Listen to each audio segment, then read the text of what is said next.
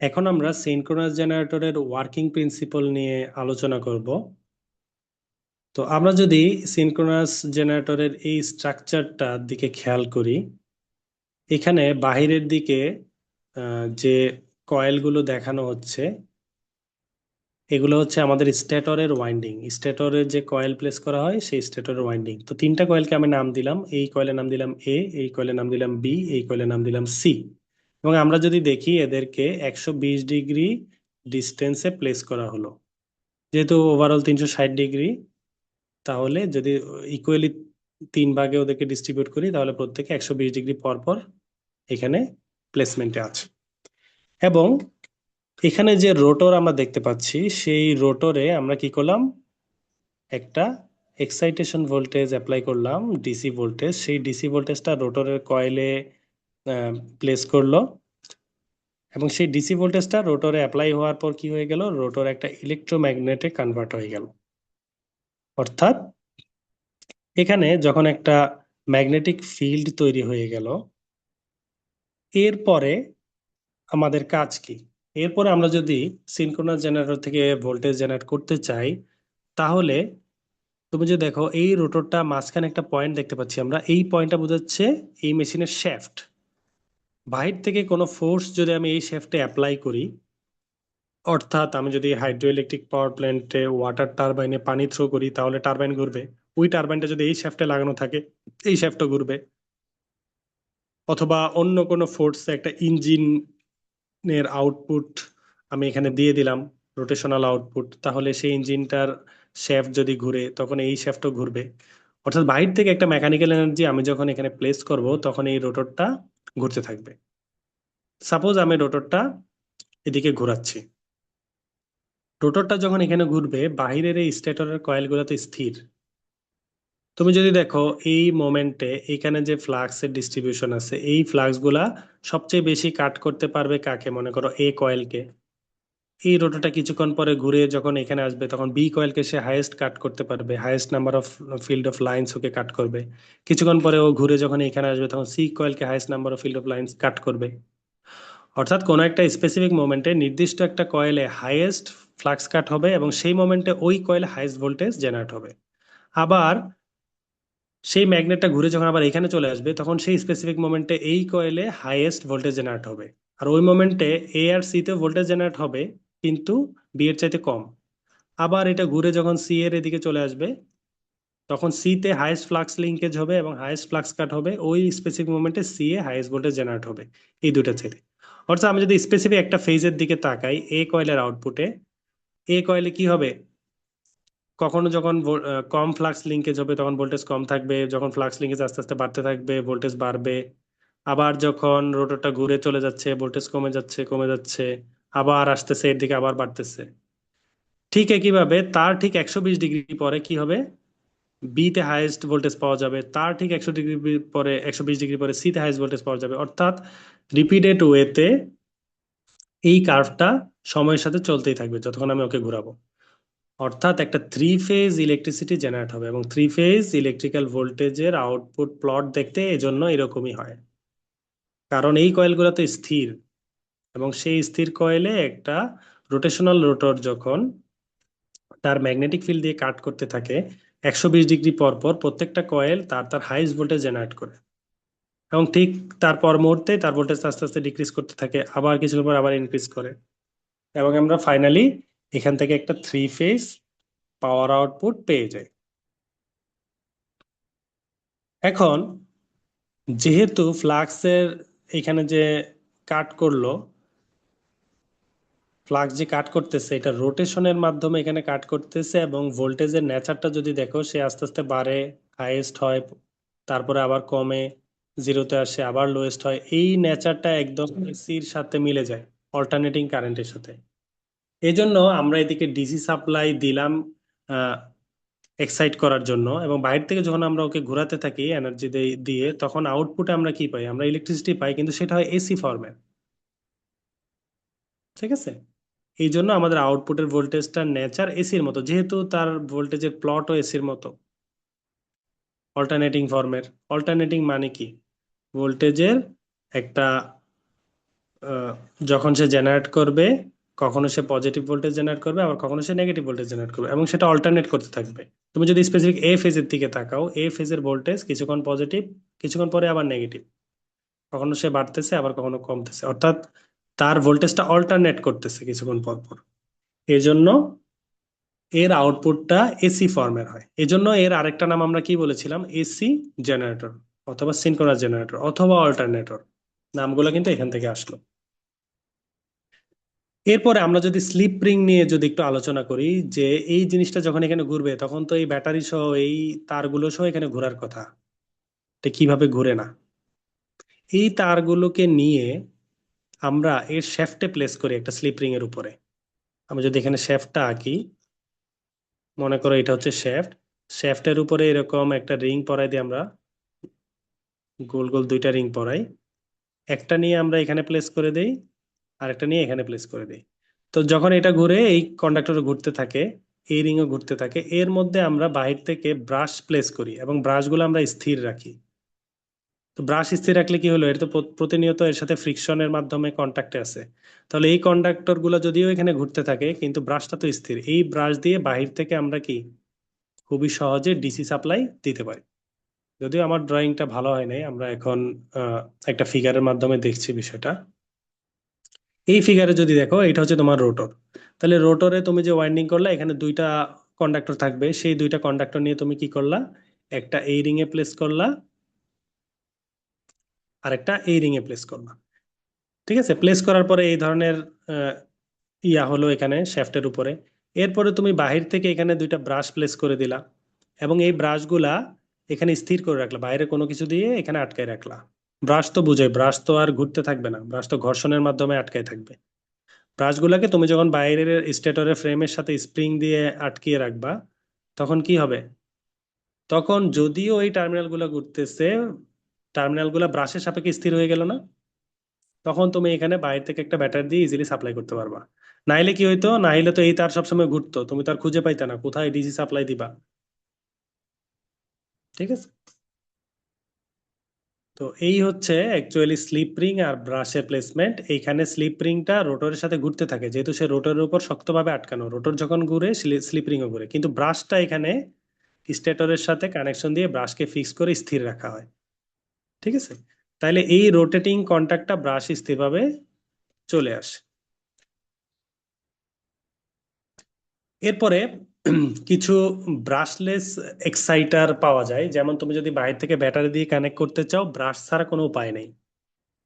কিন্তু brush use করলে আমাদের এইখানে কি হবে, এই কন্টাক্ট পয়েন্টে কন্টিনিউয়াস কি হবে, একটা ফ্রিকশনের কারণে যেমন একটা হিট তৈরি হবে, তার পাশাপাশি এখানে তো যে একটা রেজিস্ট্যান্স ফর্ম করবে, যেহেতু এটা একটা কন্টাক্ট, তাহলে এখানে কন্টিনিউয়াস একটা I square R loss, copper loss হইতে থাকবে, এবং এখানে কন্টিনিউয়াস একটা ভোল্টেজ ড্রপও হবে, যেহেতু এটা একটা রেজিস্ট্যান্স। ঠিক আছে, তাহলে আমি রোটরে বাহির থেকে ব্যাটারি দিয়ে যে ভোল্টেজ সাপ্লাই করব, তার একটা ভোল্টেজ ব্রাশই ড্রপ করে ফেলবে, তাহলে রোটরে একটু কম ভোল্টেজ যাবে। আবার এই কন্ট্যাক্টে একটা আই স্কোয়ার আর লস হবে, তাহলে আমি ব্যাটারির মাধ্যমে যে পাওয়ারটা এখানে দিচ্ছি, যেটা পরে ম্যাগনেটিক পাওয়ারে কনভার্ট হচ্ছে, তার একটা অংশ শুরুতেই এখানে কি হয়ে যাবে, লস হয়ে যাবে। ঠিক আছে, তো ব্রাশ যদি আমরা বাদ দিতে পারি, তাহলে কিন্তু এই লসটাকে আমরা এখান থেকে অমিট করতে পারবো। এই জন্য একটা আইডিয়া হচ্ছে ব্রাশলেস এক্সাইটার, অর্থাৎ এক্সাইটেশন সিস্টেমটাকে, রোটরের যে ডিসি সাপ্লাই দিব সেটা যদি আমি ব্রাশলেস ওয়েতে করতে পারি, তাহলে আমার কিছু লস কম হলো। এটার ওয়ে হচ্ছে,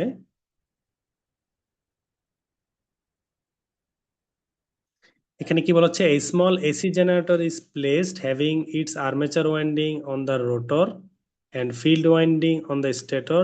This small generator is known as brushless exciter. The working of brushless exciter is simple. We give DC to its field winding, which is present on the stator.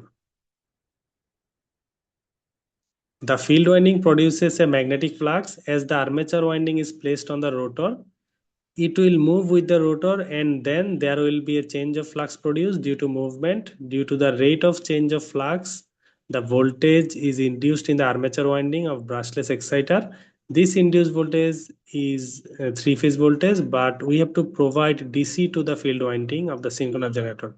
Therefore, a three-phase rectifier is also mounted on the stator, which converts the output of the brushless exciter to DC, and the output of rectifier is then supplied to the field winding of synchronous generator.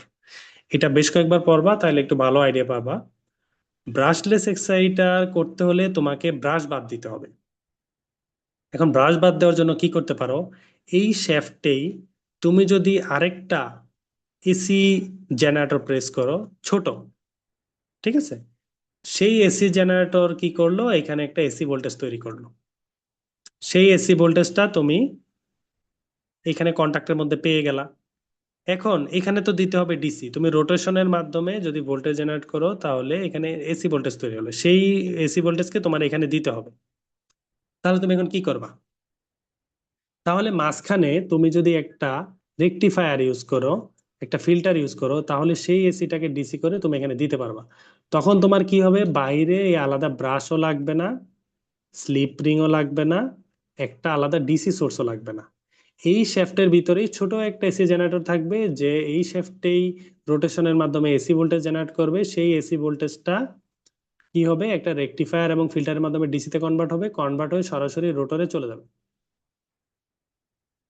ঠিক আছে, তো এর মাধ্যমে আমি এখানে continuous কি করতে পারবো, স্লিপ রিং এবং ব্রাশ ছাড়াই ডিসি সাপ্লাই করতে পারবো। তাহলে এটা মেশিনের ভিতরে ইন্টারনালি আমাকে কনস্ট্রাকশনের সময় চিন্তা করতে হবে, মেশিনটা বানানোর সময় তার ভিতরে তার একই শেফটে একটা ছোট এসি জেনারেটর এবং একটা রেকটিফায়ার সহ প্লেস করতে হবে, রেকটিফায়ার ফিল্টার সহ প্লেস করতে হবে। মেশিন বানানোর পরে এটা করতে গেলে কিন্তু ডিফিকাল্ট হবে। ঠিক আছে, আচ্ছা।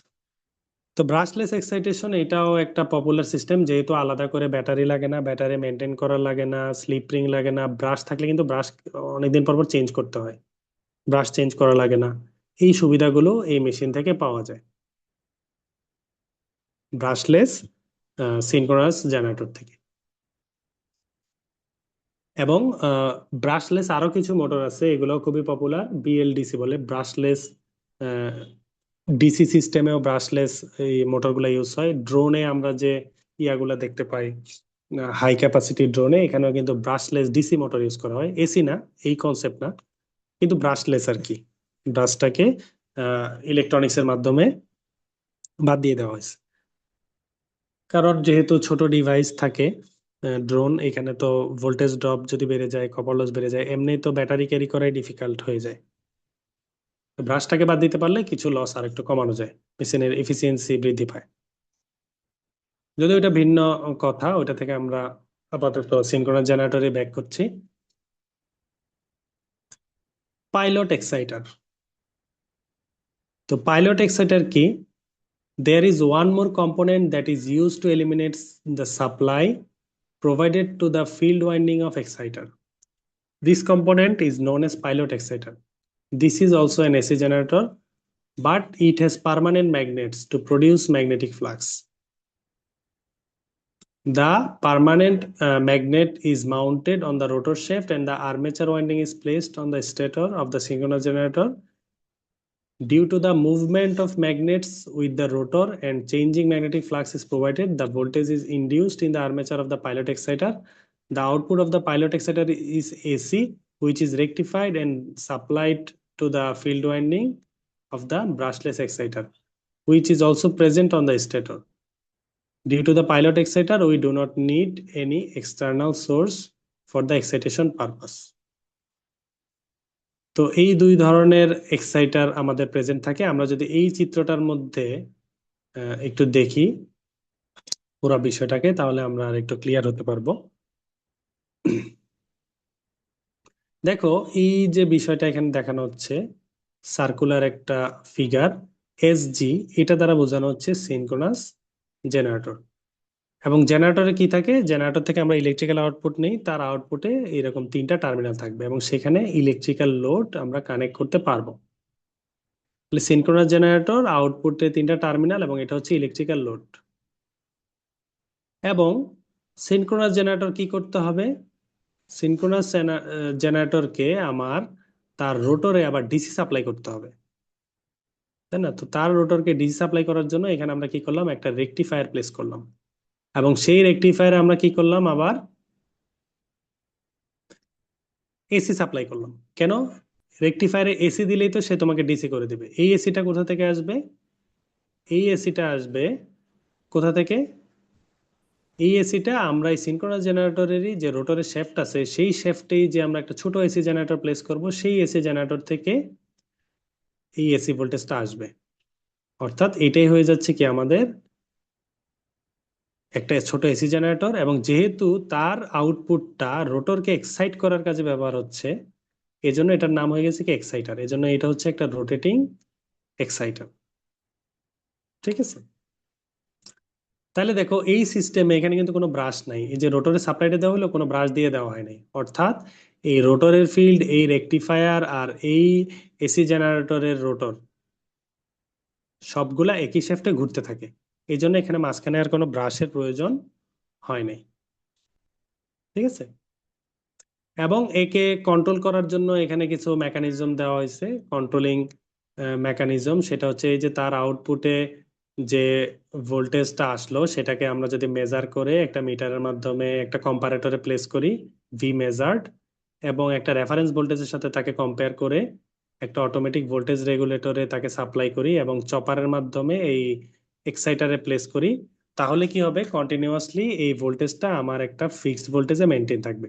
তুমি চিন্তা করো, তুমি যদি রোটরকে বেশি জোরে ঘুরাও এবং এখানে বেশি ভোল্টেজ প্লেস করতে পারো রোটরে, তাহলে রোটর ম্যাগনেটিক ফিল্ডের স্ট্রেংথ বৃদ্ধি পাবে।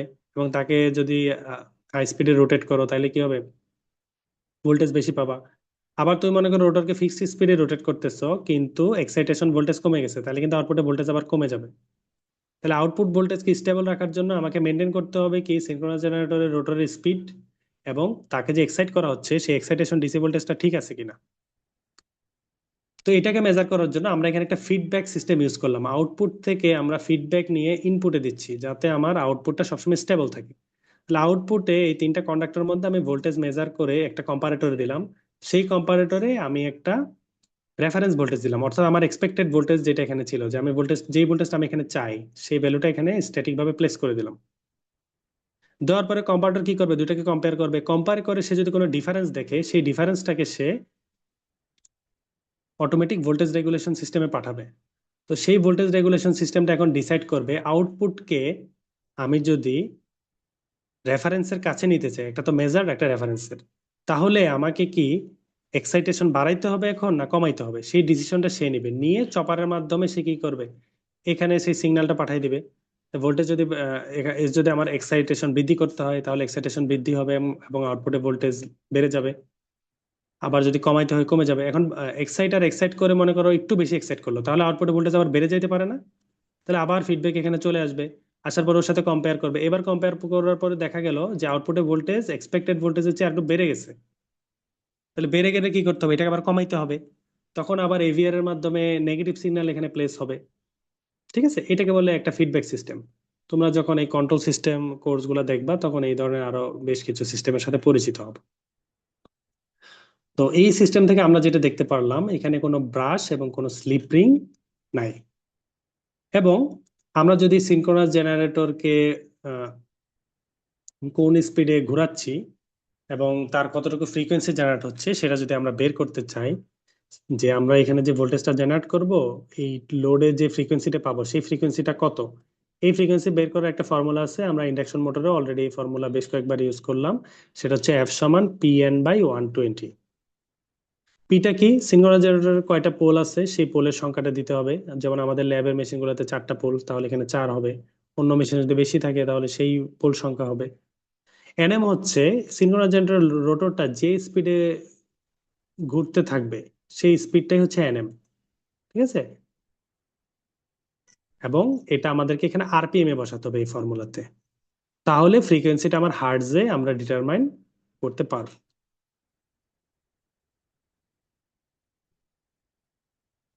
তো সিনক্রোনাস জেনারেটরের আমরা যদি ভোল্টেজ দেখি, সিনক্রোনাস জেনারেটরের ভোল্টেজ কি কি বিষয়ের উপর নির্ভর করে, আমরা এতক্ষণ যে আমাদের থিওরিটিক্যাল ডিসকাশন হলো, সেখান থেকে যদি আমরা চিন্তা করি, সিনক্রোনাস জেনারেটরের ভোল্টেজ তার ফ্লাক্সের সাথে ডিপেন্ড করে, তাই না? তার মেশিনে যদি আমি ফ্লাক্স বৃদ্ধি করতে পারি, তার জেনারেটেড ভোল্টেজ বেড়ে যাবে।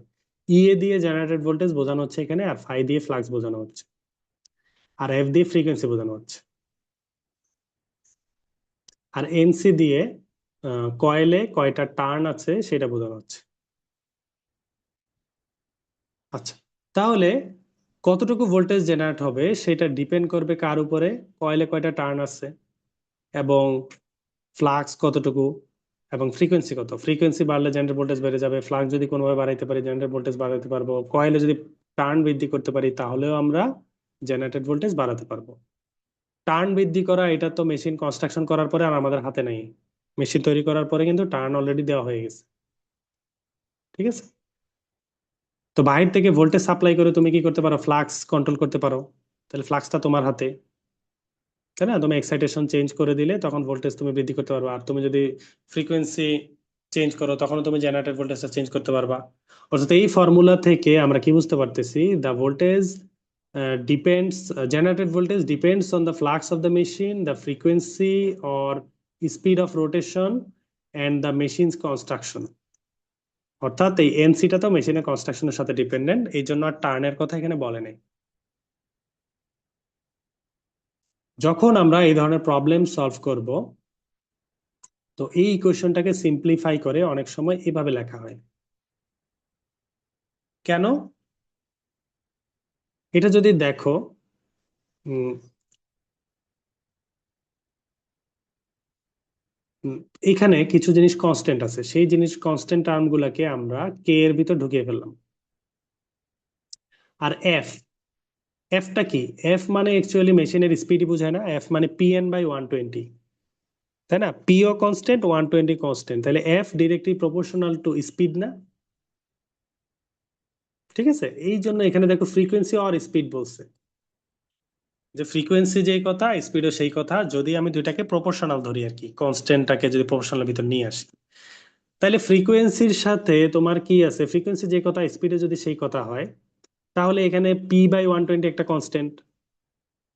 তো P/120, 2π, NC, এগুলাকে যদি তুমি কে এর ভিতর ঢুকিয়ে ফেলো, এবং যে এন আছে, এনটা তো আরপিএম এ থাকবে, সেটাকে রেডিয়ান পার সেকেন্ডে কনভার্ট করার জন্য আরো কিছু কনস্ট্যান্ট লাগবে। সকল কনস্ট্যান্ট কে এর ভিতর ঢুকাই ফেললাম। তাহলে ভেরিয়েবল টার্ম থাকে কি? ভেরিয়েবল টার্ম থাকে ফাই আর মেশিনের স্পিড, অ্যাঙ্গুলার স্পিড। তাহলে generated voltage is directly proportional to the flux of the excitation and the speed of the generator, ঠিক আছে? তো এখন কে মানে কি? কে কে আমরা বলতে পারি NC/√2, অথবা তুমি যদি রেডিয়ান পার সেকেন্ডে এটাকে এক্সপ্রেস করতে চাও তখন আমরা NC/√2 বলতে পারি। তারপরে আমরা যদি তার সিনক্রোনাস জেনারেটরের জেনারেটেড যে ভোল্টেজ তার নেচারটা দেখি, প্রথমে আমাদের এই ফিগারটা একটু বুঝতে হবে। তুমি যদি এক্সাইটেশনে ফিল্ড কারেন্ট বাড়াতে থাকো তাহলে কি হবে? ম্যাগনেটিক ফ্লাক্স আস্তে আস্তে বাড়তে থাকবে, এটাই তো স্বাভাবিক। তুমি একটা ইলেকট্রোম্যাগনেটকে ম্যাগনেটাইজ করতেছো, তাহলে তার কারেন্ট বৃদ্ধি করলে ফ্লাক্স বৃদ্ধি হবে, কারেন্ট বৃদ্ধি করলে ফ্লাক্স বৃদ্ধি হবে, এটা স্বাভাবিক। কিন্তু এটা তো আর অসীম সময় পর্যন্ত হবে না। তাহলে আমরা কি করতাম? হাইয়েস্ট একটা ল্যান্ডস্কেপে উঠে, একটা হাইয়েস্ট মাউন্টেনে উঠলাম, উঠার পরে আমি এখানে কি করলাম? কারেন্ট বাড়াইতে থাকলাম একটা ইলেকট্রোম্যাগনেটের মধ্যে, তাহলে সে ম্যাগনেটাইজ হতে থাকলো, হইতে হইতে সে একসময় সে ইনফাইনাইট ম্যাগনেটে পরিণত হয়ে গেল। তাহলে সে পৃথিবীর যত ম্যাগনেট আছে সে তখন ওখান থেকে অ্যাট্রাক্ট করা শুরু করলো, নাকি? তাহলে তো আর এত আহ, যন্ত্রপাতি, এত ধরনের মিলিটারি ইকুইপমেন্ট বানানোর দরকার নেই, ওইরকম একটা আমরা ম্যাগনেট বানাইতে পারলেই তো কাজ হয়ে যেত, সব মেটাল ওখানে চলে আসতো, তাই না? কিন্তু এটা তো হবে না, কারণ সবার একটা লিমিটেশন আছে, কেউ এক সময় স্যাচুরেটেড হয়ে যাবে। কারণ একটা ম্যাটেরিয়ালের ভিতরে ইন্টারনাল যে ম্যাগনেটিক ডোমেন গুলা থাকে সেগুলা ইন জেনারেলি বিভিন্ন দিকে ডিসপ্লেস করা থাকে। যখন তুমি বাইরে থেকে তাকে ইলেকট্রিক্যাল কারেন্ট দিয়ে ম্যাগনেটাইজ করতেছো, ডোমেন গুলো আস্তে আস্তে অ্যালাইন হয়, অ্যালাইন হয়, অ্যালাইন হয়, অ্যালাইন হইতে হইতে একটা পর্যায়ে সে হাইয়েস্ট অ্যালাইনমেন্ট পেয়ে গেছে, হাইয়েস্ট ম্যাগনেটিজম তার মধ্যে চলে আসছে। এরপরেও বাহির থেকে তুমি যদি কোনো ফোর্স তাকে অ্যাপ্লাই করো, সে কিন্তু আর নতুন ম্যাগনেটিজম তোমাকে শো করতে পারতেছে না, নতুন ফিল্ড অফ লাইন্স তার মধ্যে তৈরি হচ্ছে না, নতুন ফ্লাক্স তৈরি হচ্ছে না। সেই পর্যায়ে গিয়ে এখানে কি হয়ে যায়? কার্ভটা এরকম আর স্যাচুরেশনে পৌঁছে যায়। তো আমি আঁকতে তো নিচে চলে গেছে, নিচে না, মোটামুটি একটা স্ট্যাটিক এরকম লাইন চলে যাবে আর কি, এটার মতো। তাহলে এটা হচ্ছে একটা স্যাচুরেশন ম্যাগনেটাইজেশনের কার্ভ, যেটা আমরা আমাদের লেকচার ওয়ান এর দিকে, মানে ইনিশিয়াল যে লেকচার ছিল, ইন্ট্রোডাক্টরি লেকচার বিভিন্ন বেসিক ল মেশিনারিজ এর, সেখানে আমরা এই ধরনের কার্ভ দেখেছিলাম, হিস্টেরিসিস কার্ভের ওইদিকে, হিস্টেরিসিস লুপের কার্ভের ওইদিকে। তো এখন দেখো ফ্লাক্স যদি বাড়ে, ভোল্টেজও বাড়বে না, কারণ আমরা একটু আগে দেখলাম এই জেনারেটেড ভোল্টেজ আর ফ্লাক্সের সাথে সমানুপাতিক। তাহলে আমি এই ফ্লাক্সকে চেঞ্জ করে এখানে যদি এ দেই, তাহলে কি হবে, কার্ভের শেপটা কিন্তু একই থাকবে। তাহলে আমি ফিল্ডে এক্সাইটেশন, কারেন্ট বাড়াবো, বেশি ভোল্টেজ পাবো আউটপুটে। এক্সাইটেশন, কারেন্ট বাড়াবো, এবং স্পিডটা একই স্পিডে ঘুরাতে থাকবো, তাহলে কি পাবো, আর একটু বেশি ভোল্টেজ পাবো। এরকম করতে করতে আমি একসময় কি হয়ে যাবে, ফিল্ড কারেন্ট আর বাড়ালেও জেনারেট ভোল্টেজ আর বাড়বে না। ঠিক আছে? তো এইটাকে সিনক্রোনাস জেনারেটরের ওপেন সার্কিট কার্ভ বলা হয়। অর্থাৎ আমি আউটপুটে কোনো লোড অ্যাপ্লাই না করে যদি ফিল্ড কারেন্ট বাড়াতে থাকি, তাহলে দেখা যায় প্রথম দিকে ফিল্ড কারেন্ট বাড়াতে থাকলে জেনারেটেড ভোল্টেজটা লিনিয়ারলি বাড়তে থাকে, এবং একটা পর্যায়ে গিয়ে এটা এরকম ফিক্সড হয়ে যায়।